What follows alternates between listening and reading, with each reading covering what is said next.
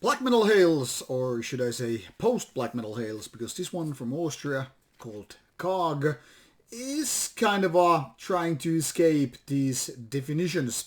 This one is an CD or EP called Resilienz, featuring two tracks and basically having enough music for a full-length album. 35 minutes overall, and that's pretty much the basics of this one. Comes without a booklet.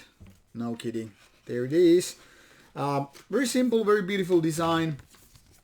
And seems like very nature-oriented stuff.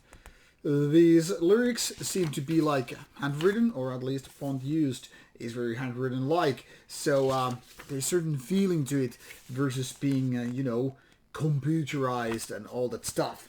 Overall, very, very nature-related. I mean, you even have this kind of it's called acorn. And I don't know, there's very, very much something very nature-related with this release. Now, for a long time, I kind of had the idea that this is kind of a Harakiri for the Skye side project, which in a way is kind of a true, but then again, this one was before Harakiri for the Skye, the Austrian post-black metal band, which is actually a very good band. But Karg is older than that, yet he is one-man project. Used to have, mind you, kind of a live setup, and also, at least when you take a look at the Harakiri for the Skye page, it lists also the other member of that band as ex-member of Karg. But whatever it is in the past, Karg for nowadays is more or less a solo thing. Yet still, this band or project has, 7 full-length albums. And also these EPs to go with. So there's plenty of stuff, given that the band is 15 years of age. I mean, there are lots of full bands that don't have that kind of a discography going on.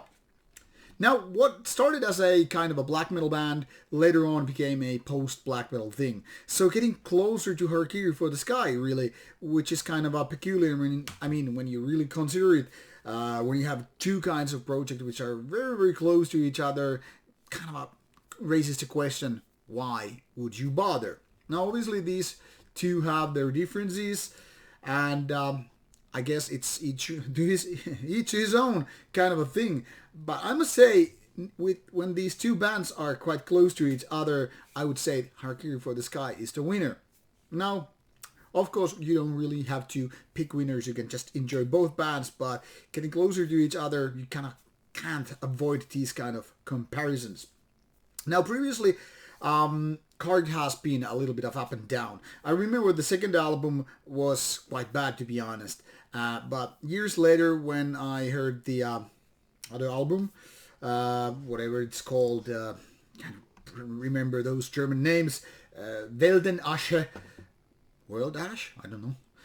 It was a lot better, but then again, I haven't even heard all these albums, so I really can't compare to saying like which way the whole discography has gone and all that stuff. So not too much making comparisons, just saying the band kind of or project kind of improved over the years, and with this EP called Resilienz, I think it's actually a one step, backward instead of sidewards or forward.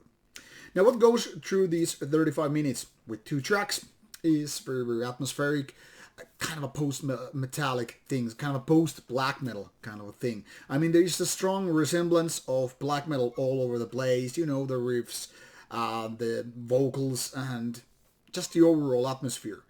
But a lot of these riffs are more like sounding like as if they are Harakiri for the Skye leftovers. I don't mean that in a bad way, because Harakiri for the Skye just kind of nails it in that particular genre. But some of these riffs are just like quite good instead of being great. So there is this difference, and although because of these, lengthy compositions, sometimes it feels like these songs are not exactly going any place.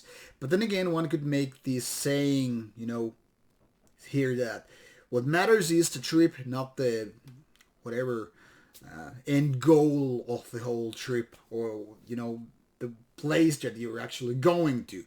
And one could say, yeah, it kind of holds true with that many, post-rock, post-metal bands, that it's not so much about these chorus parts or riffs or bridges or whatever you call them, whatever you have there, but it's more about being there in the moment. And if this is the case, or if this is the angle you want to kind of like to describe the whole deal here with this EP, I could say, yeah, you're pretty much right.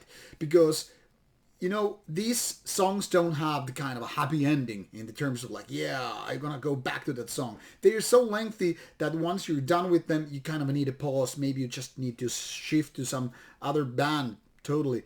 But in a way, these are somewhat enjoyable, but not, without their problems.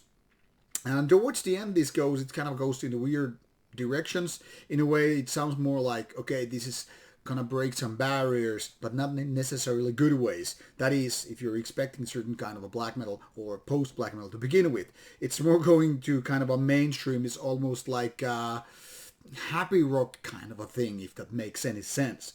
But when it comes to production, vocals, and most of the riffs, it's pretty much black metallic. So if you're comfortable with atmospheric black metal or post black metal, you're pretty much happy with Resilienz. It's not as great as the best stuff by the Karg, but it's far from being the worst. So very decent release overall, just not as great as it could have been. That's the point I'm trying to make here.